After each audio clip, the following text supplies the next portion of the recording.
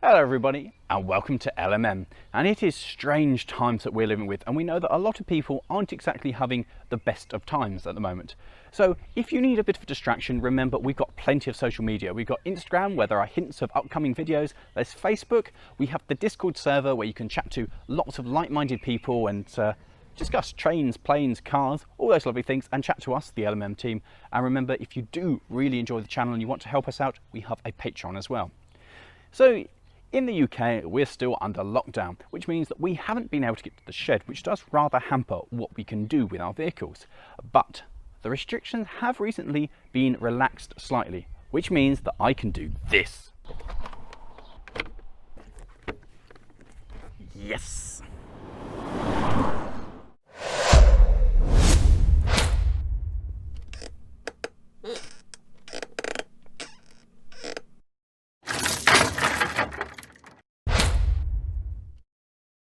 So welcome everybody to What's Broken Now, and this is the first, for I am presenting this from the driving seat. That's right, I'm out in the NX and it is wonderful. I have the roof off and it is a glorious day, and frankly there are very few places I'd rather be than in my lovely little blue car driving around the roof off, feeling proper cool, because as we all know, T-tops are cool. So I am heading out to go for a walk. But under the relaxed government guidelines, I can actually enjoy going for a drive. And then really, I have missed this. So I expect all of you think that I'm driving off to the shed. And I'm sorry to be the bearer of bad news and disappoint everybody, but I'm not. Going to the shed is neither exercise, nor is it considered essential travel. So for this month, none of us have managed to get there. But I do have news from the shed. For those of you who are in the UK, you'll know that every Thursday we have a round of applause for our National Health Service. And so our landlord had a rather good idea and managed to organise this.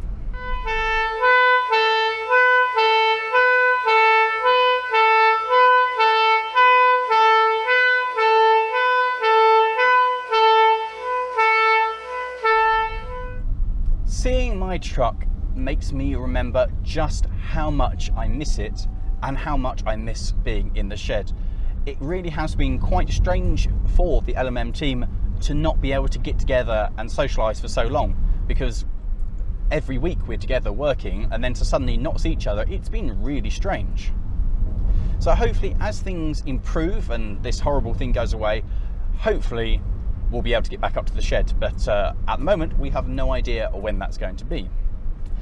So what have we all been up to? This is going to be quite a Morgan heavy episode of What's Broken Now. You see, he has been the most busy that he has ever been since joining the LMM team, and has found a way to deal with the lockdown boredom.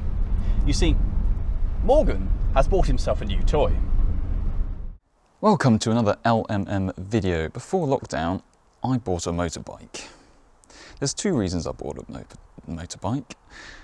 The first reason being, driving my BMW to work every day is very costly because I only get about 25 miles per gallon, whereas something like this, a 125 like this, you'll get about 90 to 100 miles per gallon.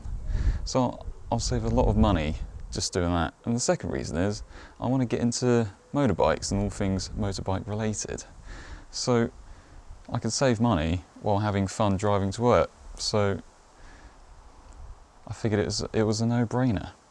Now, like with everything else that you buy, there's always a couple of things that you always want to fiddle with and get up to scratch. This is mostly a working motorbike. There's a couple of things that I need to do. I need to put a new L plate on the front of it. I need to top up the rear brake fluids. There's a couple of nuts and bolts here that are on their way out that I want to replace now while they're easy to get off, and put some new stainless steel things in. I also need a new rear brake pedal, and I need to fit some mirrors. The last thing I need to do is I topped up the fuel in this, and the fuel I put in appears to be quite duff because now it doesn't want to run properly. So I need to drain that and put some new fresh fuel in it. So let's get cracking. The previous owner removed the rear view mirrors on my KTM, but I quite like to see behind me, so I managed to pick up some OEM mirrors for not that much at all actually. So here they are going on. The rear brake needed a top up of fluid. It was on the minimum, but all it needed was a little chug in there, and it was back to max again.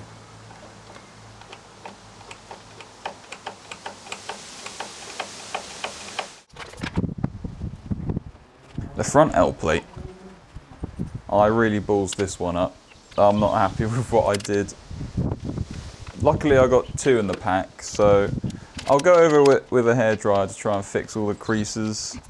If not, I'll have a second stab at it. Got a little casualty here. This is supposed to be a bracket that just sits here.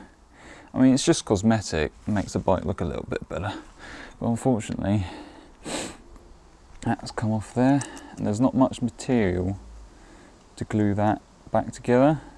But I'm wondering if I can build something up in here, then I might be able to epoxy that together, save me buying a new little shield here.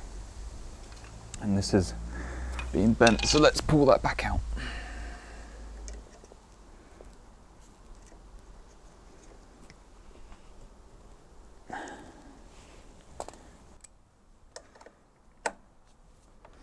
So judging by the condition of the bike, it looks like it was dropped on the right hand side at some point.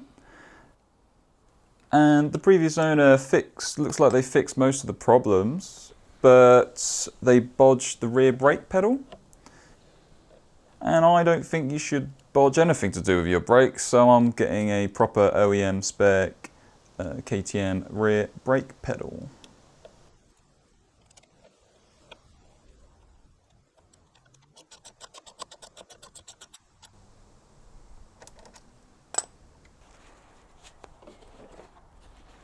So I'm slowly pulling apart the bike on the top a little bit here to try and get to the fuel tank so I can get at to that dodgy fuel. Bit of a pleasant surprise, a lot of the screws had copper grease on them, so it seems like the bike was well taken care of in its previous life, which is always good to see. I had to pour all the fuel directly from the fuel tank, unfortunately. I didn't have any means of sucking up the fuel out of there, which makes me consider that I feel like I need to get one of those like hand pumps where you can just stick a tube in and pull out any dodgy fluids from anything. Would have been very handy in this case and would have saved me from disassembling my bike. Alright, now that I've got the fuel tank off it, it's exposed a lot of the gizzards of the bike itself. You could do with a little clean, so now's a good time as any to just give it a little spruce up.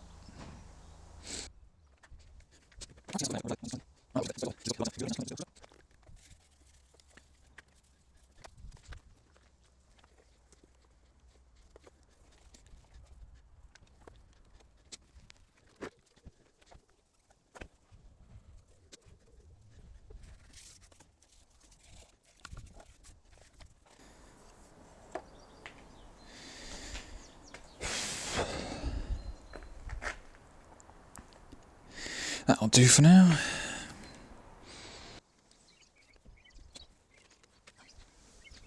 I'm happy to say everything went back in its place all okay, didn't have any problems. And the best thing is, no bolts left over. So it's the next day, let's see if she will start. Got it on a battery now, so I can crank it for a little bit longer. Come on.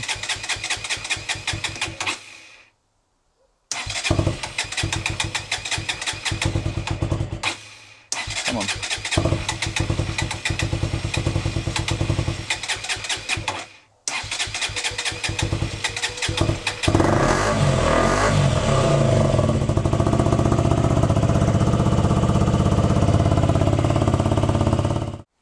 Alright, now I've got my motorbike working again, I can get back to practicing.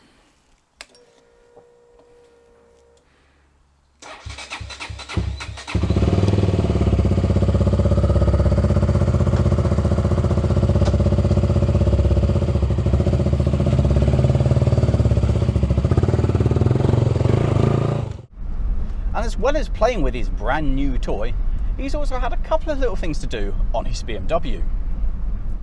As we're still all in lockdown, now's as good time as any to get some maintenance work done on my BMW. The thing that it needs is a new accessory drive belt, so let's get cracking.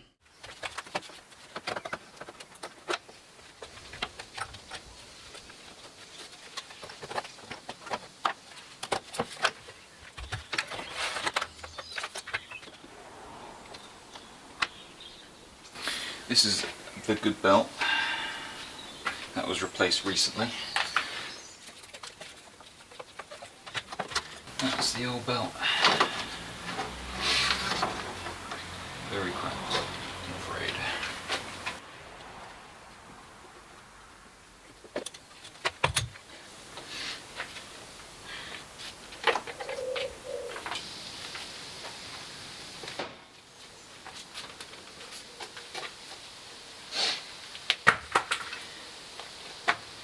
There we go, all in all, pretty easy.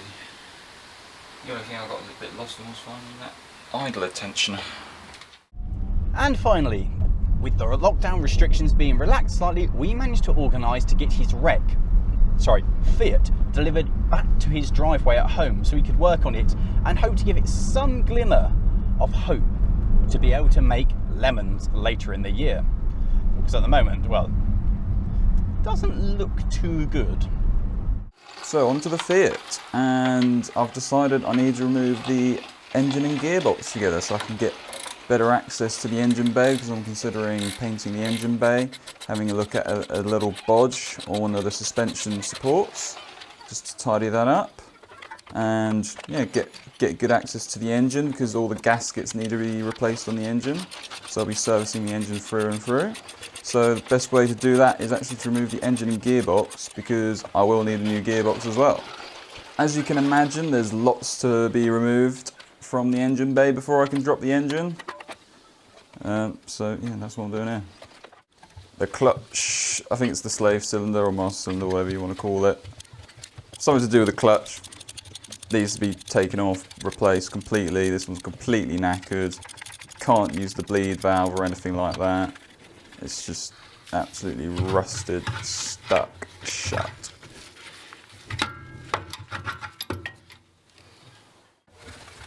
That's the starter motor coming out.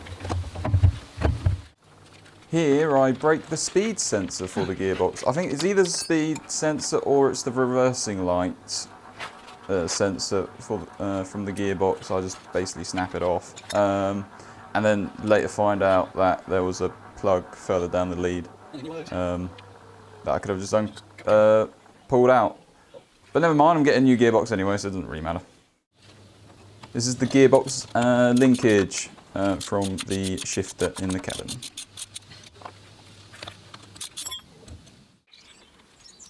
Removing the drive shafts from the gearbox, this was a bit of a pain and did take some time to get it all out. But with a little bit of patience, got there in the end. Gearbox mount coming off. Here's a terrible angle of me removing the exhaust of the Fiat. Sorry about that. I had to also get rid of the caliper from the hub, because the handbrake cable was also stopping the axle moving out away enough. And you'll see me demonstrate very nicely the hammer technique on the caliper, very effective.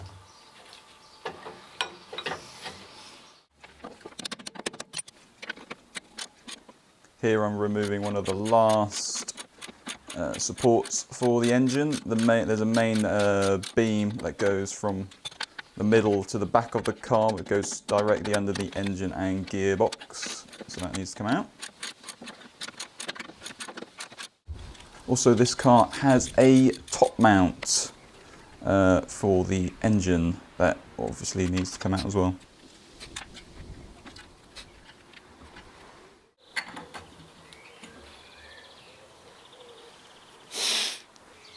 Here we go, down it goes. Unmated from the car for the first time ever, I believe.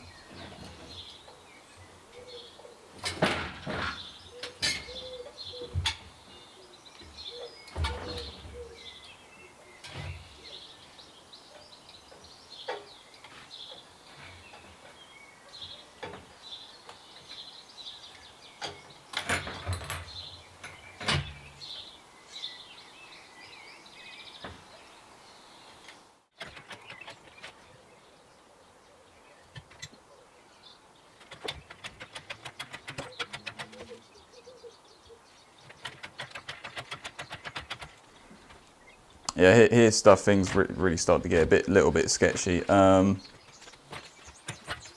Looking back now, I wish I had put a piece of carpet under the engine and dragged it out that way instead of just dragging on its sump. But luckily in this car the sump is very thick and it took it well after inspection, so no problems there, luckily.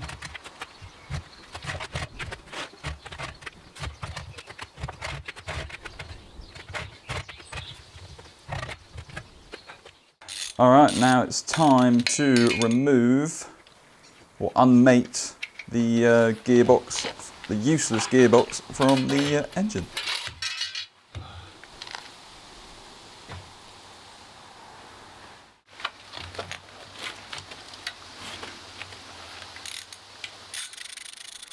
And one last thing I did was I removed the clutch, which looked like it had been sat still for a long time. It does look like there is some meat left on there, but as it's so severely rusted with that plate, it's just get a new clutch kit. Like it's not worth the hassle of putting it all back together to find out that it's not going to work for very well. You can also very clearly see here demonstrated the very use of a clothesline to hold the engine. Very effective, highly recommend.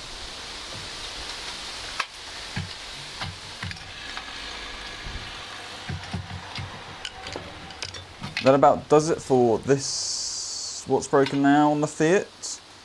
Next time I will be cleaning the engine. It also appears that Morgan has borrowed the engine hoist out of the shed, so obviously the courier picked that up as well.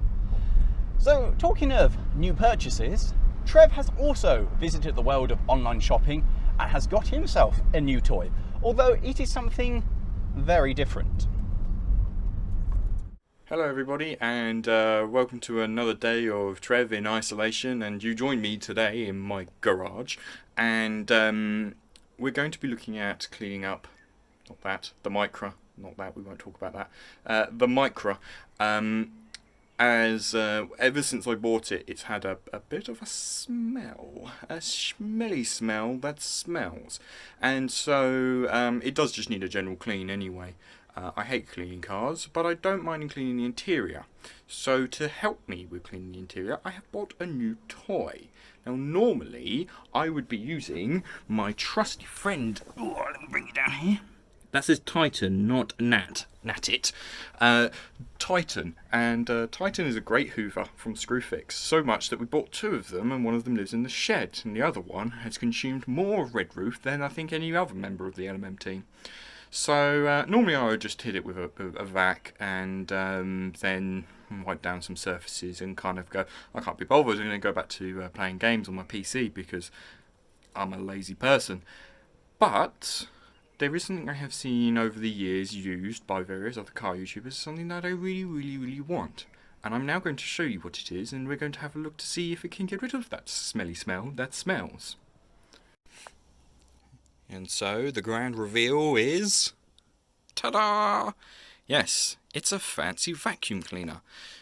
So it's a Bissell Spot Clean Pro, as I'm sure most of you can read on the screen, and it will apparently turn me into a pro, which, you know, that's what we like. We're all professionals here at LMM.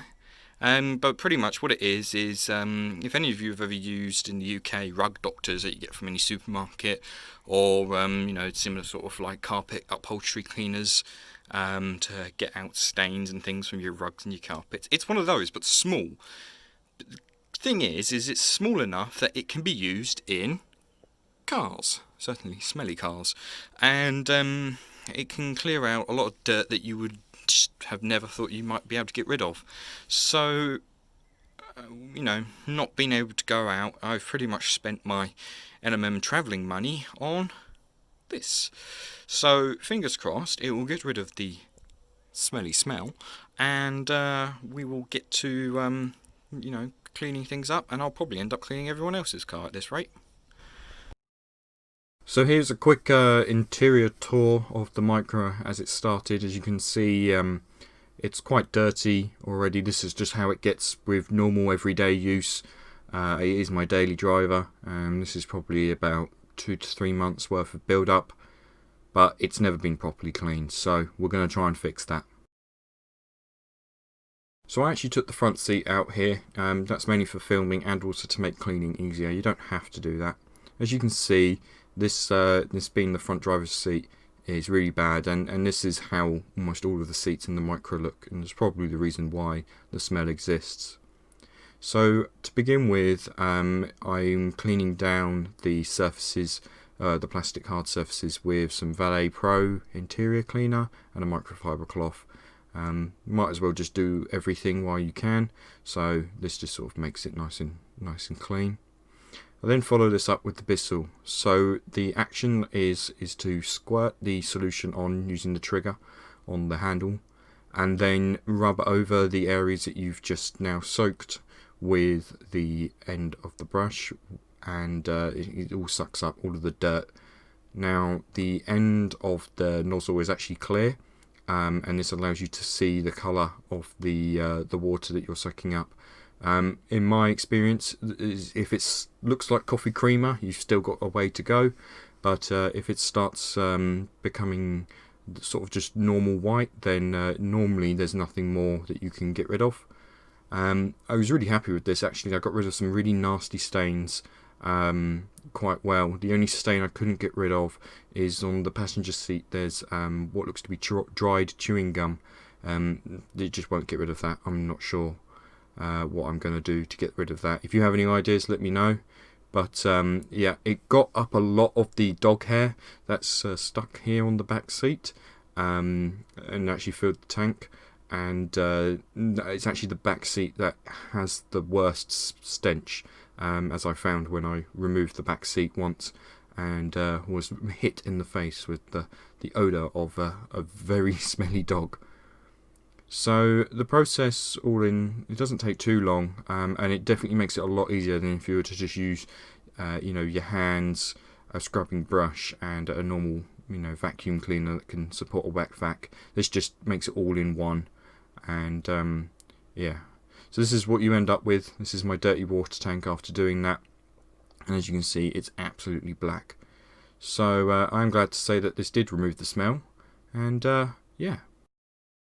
So after doing this, I let the car dry out completely, and came back to it actually the next morning, and was amazed to find that the smell had gone completely. Even though the solution I use actually has a bit of Febreze already in it, it doesn't leave any smell. There's no perfume smell, and there's no new car smell either. There isn't really any odour, so that actually means it's quite a good base, because if you do then have a certain fragrance that you like to use, you can add those as air fresheners or spray fragrance to create a smell in your car. Actually, very shortly after this video, Morgan was reasonably interested and actually used it on a couple of his cars, and also said that he managed to remove a lot of dirt, grime and odour from some of his models. So honestly guys, I can't recommend this item enough. Definitely if you have a lot of cars and they have cloth interiors. This doesn't really work if you've got leather or vinyl seats, but anything carpet or fabric it's pretty good for. I also wouldn't suggest using it on headlinings unless you're convinced that they are just fabric. If they are cardboard backed or that sort of strange sort of plastic material, there might be a chance that it could potentially ruin the headlining. So that is going to be a very, very useful piece of kit, and I can't wait to see what kind of difference it's going to make to my personal fleet. Speaking of, what have I been up to with my cars? Well, as I'm driving around in the NX, you can probably guess that I managed to get the number plate sorted. And here we've got options for different kinds of fonts. That's hideous. That's no. Maybe. No. Definitely not. No. And no. I actually quite like that. So I'm going to select that. And we can also add various badges. So I could be Welsh. I could represent the United Kingdom, Scotland, or England, or have the European thing on it. So I'm going to, oh, I've lost my border. Let's go back to the border. Oh, that looks kind of hideous having, let's get rid of that. I like that. That's quite nice. So that's going to cost me 13 of my pounds. Although, being LMM, it couldn't have all just run smoothly, could it? So, the first thing that you'll notice here with my number plate is it does not have the blue line around it that it's meant to have around it. And that's because the company mucked up. So, they've sent me another one that does have the blue line on it, but as I've already fitted this, I'm loath to pull it off and put the correct one on it. I too have been using my time constructively at home and have been on the internet, which has resulted in this. That's right, I found the brochure for my beloved 100NX, and there it is in all its splendour. Isn't it glorious? And it's got this lovely bit here being a driving passion. Now, I don't want to say that it's not, but it's clearly not a driver's car. It's some lovely bit of blurb there that makes you feel like they're not entirely sure what car they're selling. It's what driving was meant to be. I have one, I drive it. It's not. It's lovely, but it's not.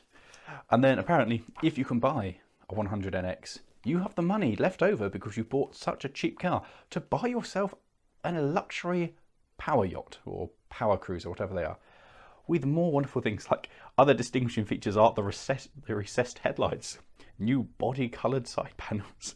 It's like, yes, it is a distinguishing feature. Doesn't anywhere say that it's a good feature. No. The drag coefficient is a wind slicing 0.32, developed in one of the world's largest wind tunnels. It was achieved as a direct result of the NX100's smooth body styling and fully integrated bumpers. It's like, right. And in a world of characterless clones, the low-profile, sporty shape of the NX makes it truly unmissable. Okay then. Look at this lady, very happy to be in it. Love at first sight.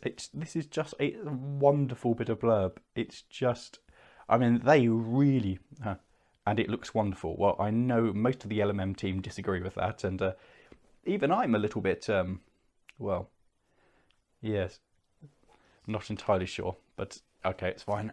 And then this lovely view of the dash with comfortably in control and more ergonomic. They have really gone to town on this. And then, look at that. Look at that. That makes me so happy. This is a wonderful thing to have. Like, it's such a cool car. I'm so happy to have this brochure to go with it. And kind of more general tat and safety first, that you probably won't die in it. Energy absorbing.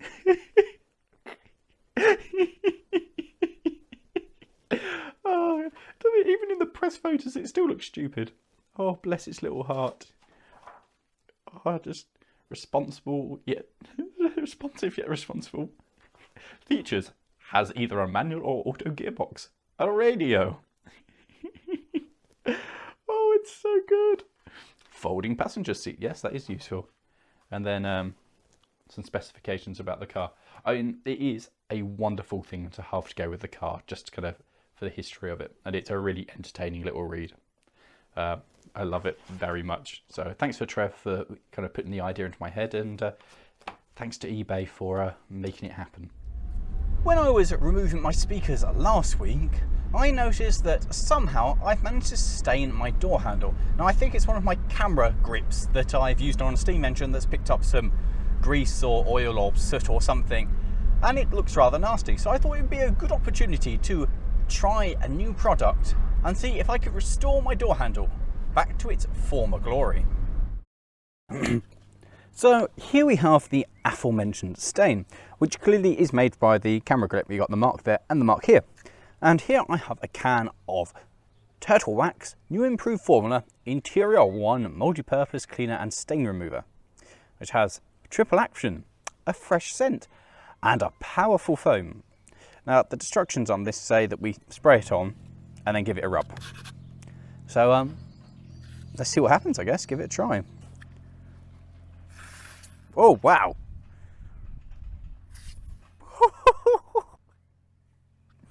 I like that.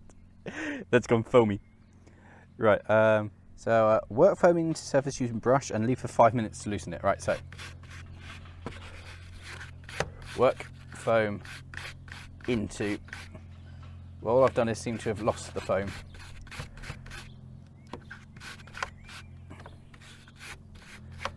I think more foam needed.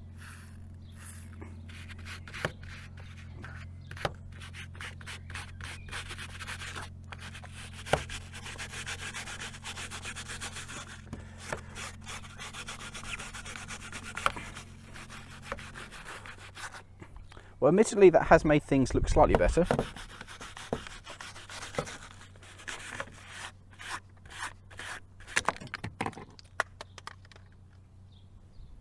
I broke it.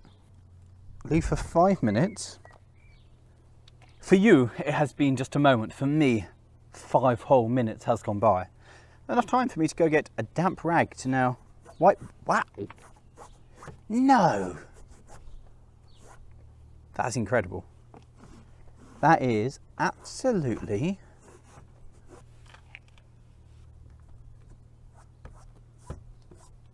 So, I very much recommend Turtle Wax's interior cleaner. In fact, I'm going to use it elsewhere on the... everywhere else now and see what difference it makes. But that's wonderful. That's got rid of the stain in that. That's... yeah, brilliant. Brilliant product. Right, let's try it across. Right, I'll leave me to be enjoying this and just give it all a good clean, just see what it does. The eagle-eyed amongst you may have also noticed throughout the video that the NX is still missing both its front fog lights. And this is because I cannot open them for love nor money. It's a job that I'm going to need to do in the shed. I have tried many times, but I don't have what I need. I need a vise and some of the tools we've got in the shed to be able to open them, to replace the bulbs, to be able to then reinstall them. That, and I have rather damaged them removing them, so it's going to need some retapping and a general repair work all over to be able to put them back into the NX. Long story short, I didn't do a very good job of that. That was not well done. And after a lot of waiting, my speakers finally arrived. So here is my box of new speakers. Now you can see the postman has rather played football with it. The box is well, interesting. So we'll open that up.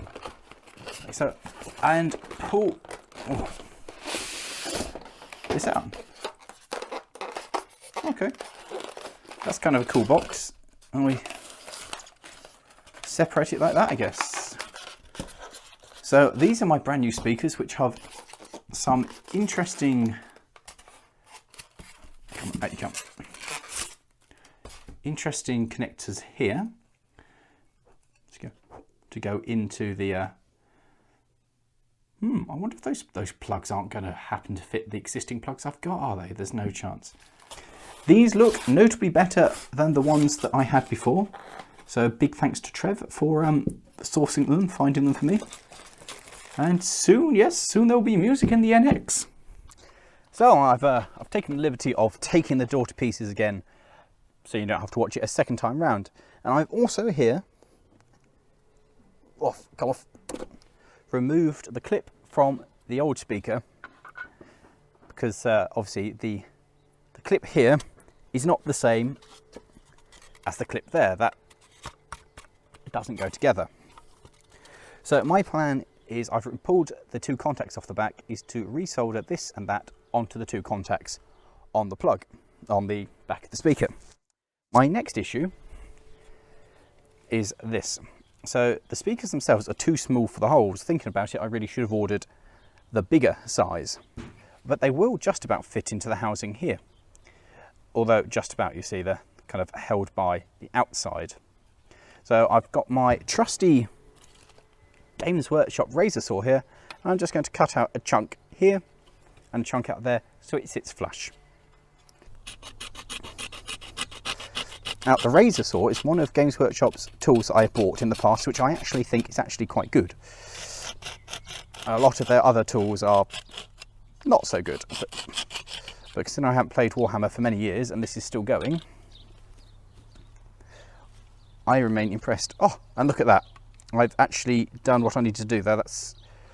I can't believe that either, but I actually achieved what I need to do, which means I just need to do the same here. Bing! There we go. Smart job. Yep. Smart job. That then clips in. Oh, I actually have done it. How about that? Okay.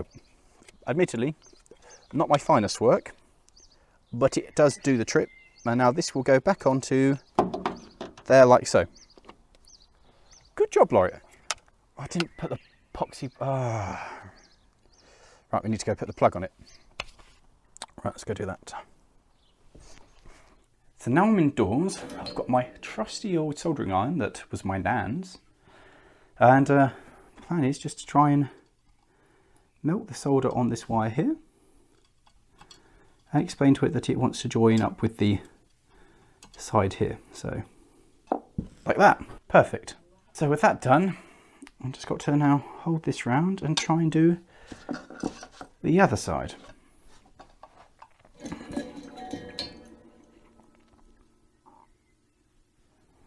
So at least we know the soldering iron is hot enough now, so I'll just kind of hold that so you guys can see. Move it out of the way.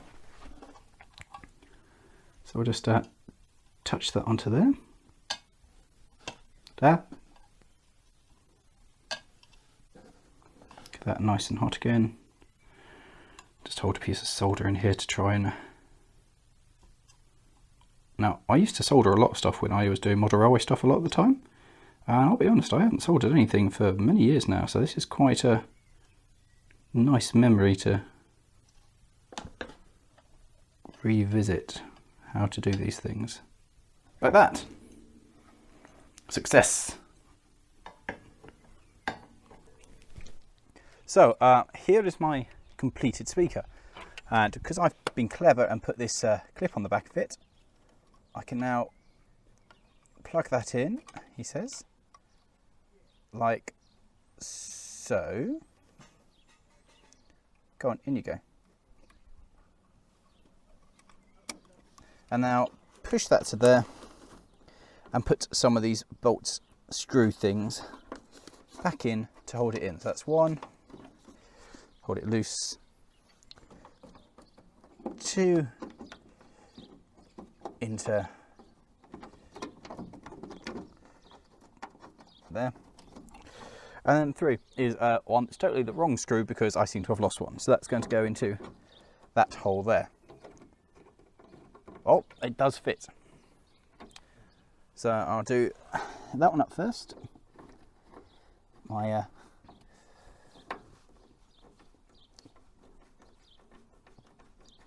yes. And now these ones.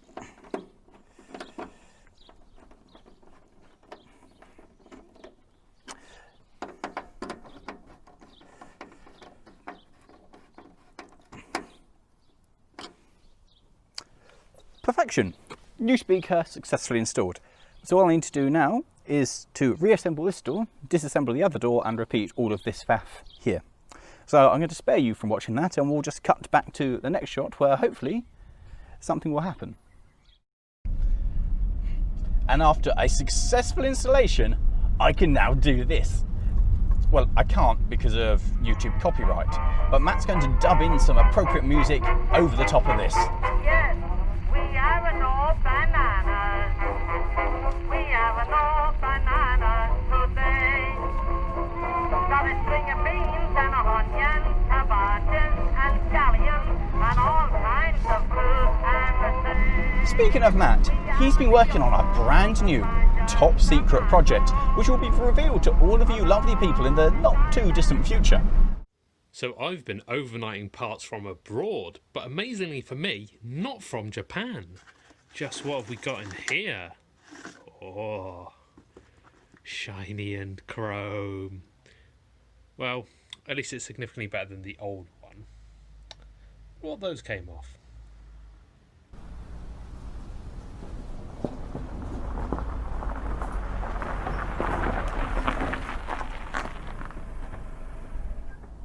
So that brings us to the end of this episode of What's Broken Now. We appreciate it's still a slightly different format to what you guys are used to, but under the current restrictions, this is about the best that we can do.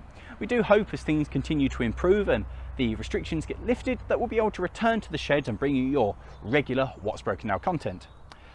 We have absolutely no idea when that's likely to be, but rest assured, when it does happen, we'll be doing a special on what still starts in the shed, and knowing my luck, that will be absolutely none of it. In the meantime though guys, thank you so much for being part of the wonderful LMM community, and we really do hope you've enjoyed this video. Please like if you haven't already, subscribe, share this video or another video with some of your friends, and do leave a comment. I know I'm way behind answering the comments, but we do read all of them, and I'm trying to catch up and respond to all of you lovely people. So thank you very much. If you've enjoyed seeing the NX out and about, how about clicking over there somewhere for the first of our Lemons adventure, where the NX makes its first appearance, or under that for a normal one of our What's Broken Now, how it should be. So we'll see you later, guys. I'm going off to enjoy my walk.